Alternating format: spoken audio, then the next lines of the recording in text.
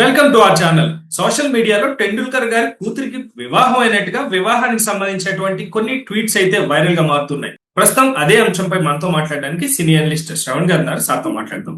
Sir నమస్తే అండి. నమస్తే అండి. టెండూల్కర్ గారి కూతురి వివాహానికి సంబంధించినటువంటి ట్వీట్స్ అయితే ఇప్పుడు ప్రస్తుతం వైరల్ గా మారుతున్నాయి. దాని గురించి మీరేమంటారు? యా సారా టెండూల్కర్ అంటే సచిన్ టెండూల్కర్ కూతురు, అర్జున్ టెండూల్కర్ అమ్మ కుమారుడు. సచిన్ టెండూల్కర్ యొక్క ఈ పిల్లలైనటువంటి వీళ్ళ మీద ఇప్పుడు చిన్న ఆసక్తికరమైన ట్రోలింగ్ అయితే జరుగుతూ ఉంది. అది అనైతికమని చెప్పాలి, స్పష్టంగా చెప్పాలి.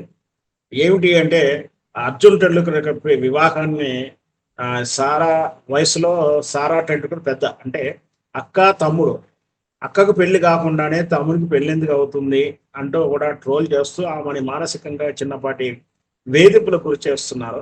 వాస్తవానికి తెలవాల్సిన విషయం ఏంటంటే సచిన్ టెండూల్కర్ ఆయన భార్య సచిన్ టెండూల్కర్ కన్నా వయసులో పెద్దది. ఇది చాలా మందికి తెలుసో తెలియదో, గుర్తుందో లేదో.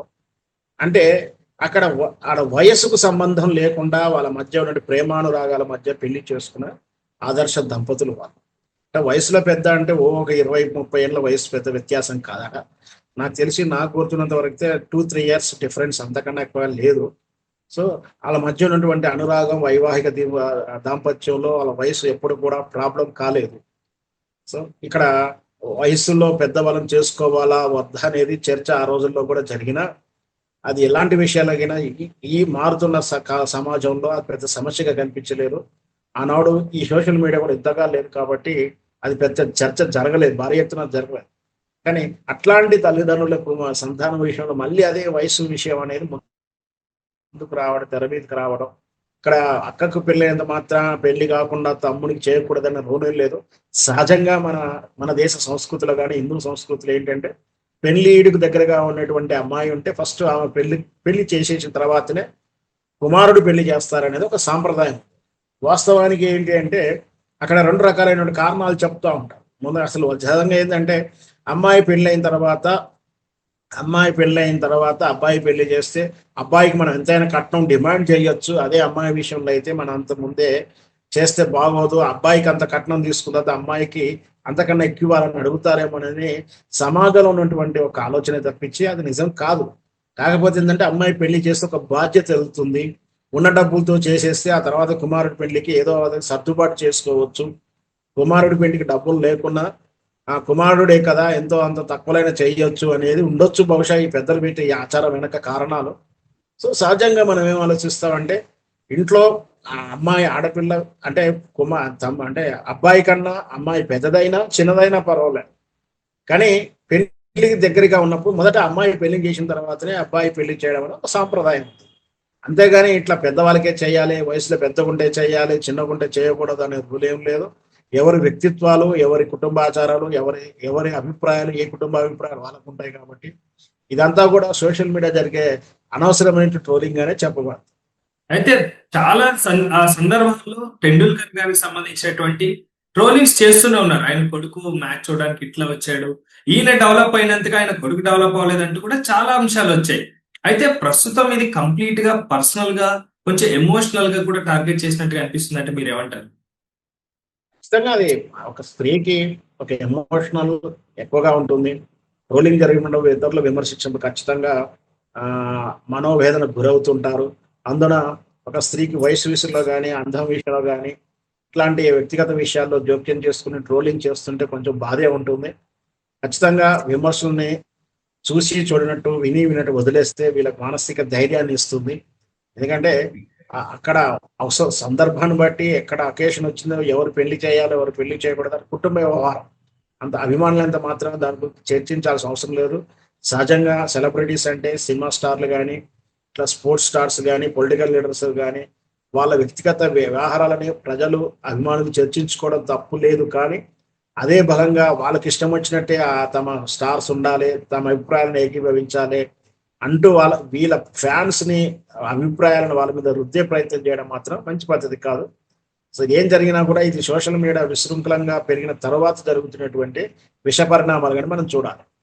అయితే సెలబ్రిటీ ఇలాంటి విషయాలు ట్రోలింగ్స్ చేస్తూ ఉన్నప్పుడు రేపొద్దున ఇంకొక విపరీతమైనటువంటి ట్రోలింగ్ చేసే అంశాన్ని తీసుకొని వస్తే అంటే దీనికి అడ్డు అదుపు లేదా సార్? ఖచ్చితంగా ఈ మధ్యకాలంలో వీటిని అదుపు చేయాలి, అందరి నుంచి వస్తుంది డిమాండ్ అయితే చాలా ఉంది. అయితే అదుపు చేయడం కన్నా ముందు ఆత్మరక్షణలో పడిపోయిన విధానాన్ని మనం చూసాం.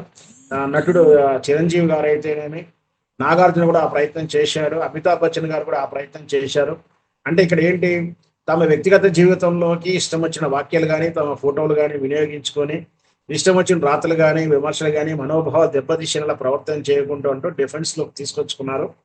అది సహజంగా సహజ చట్టాలు అందరికీ వర్తించాలి, కానీ వాళ్ళు స్పెషల్గా కూడా ప్రత్యేకించి మా ఫోటోలు, మా వీడియోలు, మా పేర్లతో అంటూ కూడా ట్రోల్ చేయకూడదు, మేము చేయకూడదని వాళ్ళు ఆర్డర్ కూడా తెచ్చుకున్నారు. ఇట్లాంటి ఆర్డర్ అందరికి వర్తించేలా, అంటే సెలబ్రిటీ అయినంత మాత్రాన, పొలిటికల్ లీడర్ అయితే మాత్రం ఇష్టం వచ్చినట్టు కామెంట్ చేస్తాము, రాస్తాము అనేది కాకుండా చట్టాలు తీసుకొచ్చి కొంచెం స్ట్రిక్ట్గా చేస్తే ఇట్లాంటి వాటి విషయంలో కొంచెం కంట్రోల్ అవుతుంది. పైగా ఈ సోషల్ మీడియాలో అకౌంట్ హోల్డర్ యొక్క పర్సనల్ డీటెయిల్స్ అనేది హిడెన్లో ఉంటాయి. అంటే వాడు ఏ ఊరు వాడు, ఆయన ఫోన్ నెంబర్ ఏంది, అతను వాస్తవ్యాలు ఎక్కడి నుంచి ఉన్నాడు, వ్యక్తిగత వివరాలు ఏంటి, లేదా అతను ఏ ప్రాంతానికి చెందినవాడు, ఎక్కడి నుంచి అని ఒక ఐడెంటిఫికేషన్ లేకుండా నిక్ నేమ్లతో వచ్చేటువంటి ఈ అకౌంట్స్ అయితే ఉన్నాయి, వాటికి కూడా ప్రమాదం ఉన్నాయి. అట్లాంటి నిక్ నేమ్స్ ను, సబ్స్టిట్యూట్ నేమ్స్ ఉన్నటువంటి అకౌంట్స్ రాని కూడా కేవలం ఒరిజినల్ మాన్యువల్ ఏదైతే ఉందో ఆ అకౌంట్ పేరు హోల్డర్ సర్టిఫికేట్ తోటి అతను డిక్లరేషన్ ఉన్నటువంటి ఫోటోతో సహా సోషల్ అకౌంట్ మెయింటైన్ చేసేలా వ్యవహారం చేస్తే ఖచ్చితంగా ఇట్లాంటి ట్రోల్స్ ఒక 60-70% కంట్రోల్ అవుతాయని నా ఉద్దేశం. సచిన్ టెండూల్కర్ గారిని తీసుకుంటే రాజకీయంగా కూడా స్పోర్ట్స్ కోటా నుంచి వచ్చినప్పటికీ ప్రభుత్వంలో ఒక పెద్ద ఆయన, స్పోర్ట్స్ లో కూడా దిగ్గజం అనే చెప్పుకోవాలి. ఇలాంటి స్టార్ హీరోస్ కి లేకపోతే స్పోర్ట్స్ హీరోస్ కి రక్షణ లేకపోతే ఇంకా మిగతా వాళ్ళ పరిస్థితి ఏంటండి? ఖచ్చితంగా సామాన్య కాదు, ఎవరికైనా ఇబ్బంది ఉన్నప్పుడు సెలబ్రిటీ అనే కాదు, స్పోర్ట్స్ అనే కాదు, కామన్ మ్యాన్ వాల్యూ కూడా సామాన్యమే చట్టాల ప్రకారం. వాస్తవానికి అయితే ఇక్కడ మనకంతా తెలిసిందే, సామాన్యునికో ఒక న్యాయం, అదే సెలబ్రిటీకో, ఊర్లో ఉన్నటువంటి ఎమ్మెల్యే గారికో, ఎమ్మెల్యే బాంబార్ది గారికో ఏది జరిగినా, ఈవెన్స్ వాళ్ళ ఇంట్లో కుక్క పిల్లలు జరిగినా కూడా యావత్ యంత్రాంగం పరిగెత్తున్న విధానాలు అయితే మనం చూస్తున్నాం. బట్ వాస్తవానికి అయితే ప్రాక్టికల్గా మనకున్న చట్టాలు ఏదైతే న్యాయశాస్త్రాలు ఉన్నాయో వాటి ప్రకారం అందరూ సామానులే, కానీ అది అమల్లో కొంచెం వ్యత్యాసం ఉంటుంది. ఏది జరిగినా కూడా ఇప్పుడు అన్నట్టు సెలబ్రిటీ విషయాన్ని చర్చిస్తారు, సెలబ్రిటీ గారి విషయంలో ఎవరు కూడా చర్చించరు. కాబట్టి ఇట్లాంటి సెలబ్రిటీ విషయంలో చర్చ జరగకుండా ఉండడానికి కఠినమైన చట్టాలు అయితే రావాలి. Thank you viewers, bye.